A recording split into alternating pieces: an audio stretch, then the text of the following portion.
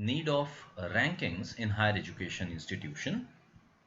We talked about how the rankings are different from accreditation. We also looked into the various categories under NIRF and the parameters included under this ranking framework. Now in this video, we will be talking about the first parameter, which is teaching, learning and resources. Now this parameter includes four metrics: A, B, C and D. These four metrics are student strength including doctoral students, faculty student ratio with emphasis on permanent faculty, combined metric for faculty with PhD or equivalent and experience, and fourth matrix is financial resources and their utilizations. Now these metrics have been allotted certain marks, and the marks are 20, 30, 20 and 30 respectively. Now we'll go through each of these metrics. The first metric is student strength including doctoral students. It carries 20 marks. To understand how we can perform well in each of these metrics, we need to understand the formula which has been derived by NIRF. The formula in this case, SS is equal to F of NT and NE multiplied by 15 plus F of NP into 5. Now you have three important numbers over here: NT, NE and NP. What are these? NT is total sanctioned approved intake of your institution. NE is total number of students enrolled, and NP is total number of students enrolled for the doctoral program. Now here you see that NT and NE, they are multiplied by a factor of 15. However, NP is multiplied by a factor of 5. That means out of these 20 marks to this matrix, maximum weightage, that is weightage of 15, goes to the students enrolled for undergraduate and postgraduate programs. However, additional factor of 5 the institute they can get if they have research centers and the students enrolled for doctoral programs. So the best way to get maximum marks under this metric is to ensure that the number of students enrolled is close to the total sanctioned approved intake, and the benefit of enrollment of doctoral programs can also be taken under this matrix. Now the second matrix is faculty student ratio with emphasis on permanent faculty, FSR, carrying 30 marks. Again, if you have a look at the formula for deriving FSR, it says that FSR is equal to 30 multiplied by 15 into F upon N. Now what is F here? F is number of full-time regular faculty, and N, as we have seen in the earlier matrix, is addition of NT, that is approved intake, plus NP, that is number of students enrolled for PhD. Now you just look at this possible calculation over here.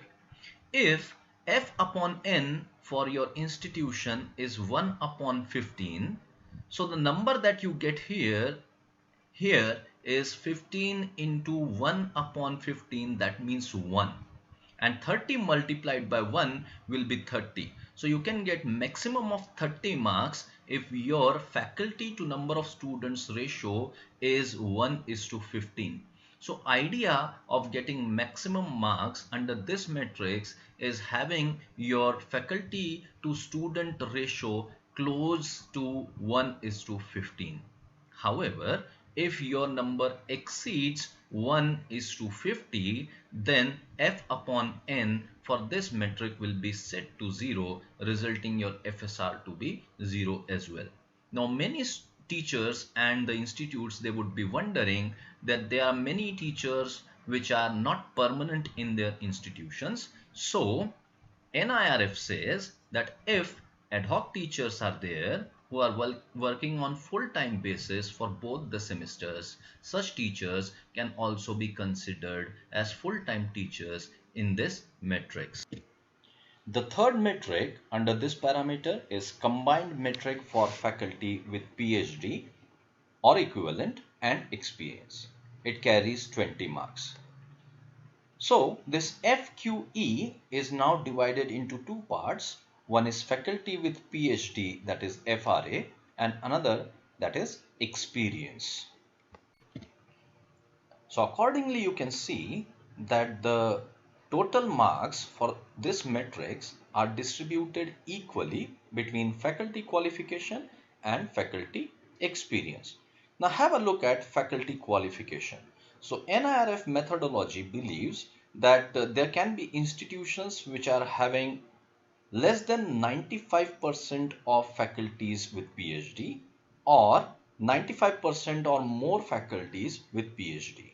So your institution, if it is having less than 95% of faculties with PhD, the formula which is applied is FQ is equal to 10 into FRA upon 95, where FRA is the percentage of faculties having PhD.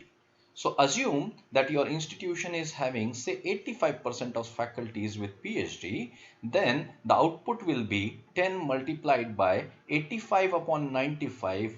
That means this FQ will be less than 10. So if your institution wants to have maximum marks under this factor, then it should have number of PhDs that is 95% or more.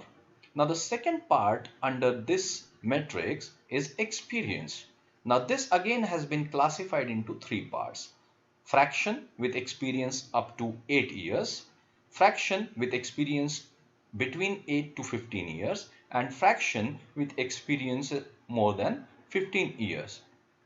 Now what is expected here is an equal proportion among these three categories. So if your institution is having 1:1:1 ratio of the faculties with experience of 8 years, 8 to 15 years and more than 15 years, then full marks will be provided. So again, the idea is to ensure that you are close to this ratio of 1:1:1 so that you get 10 marks over here. Now the last metric under this parameter is financial resources and their utilization, which carries 30 marks. Now this FRU is based on two factors. One is BC and another is BO. Now this BC is average annual capital expenditure per student for the previous 3 years, excluding construction of new buildings. And BO is average annual operational or recurring expenditure per student for the previous 3 years, excluding maintenance of hostels and allied service. So now you see here that BO is multiplied by a factor of 22.5 and BC is multiplied by a factor of 7.5. That means marks under this matrix rely more on BO, that is your recurring or operational expenditures. Therefore, to get maximum marks, you have to ensure that the expenditure per student should be on the higher side, and more so in case of BO, that is operational or recurring expenditures. Thank you very much for watching this video. In the next video, we will be talking about parameter number 2, that is research and professional practice. Thank you.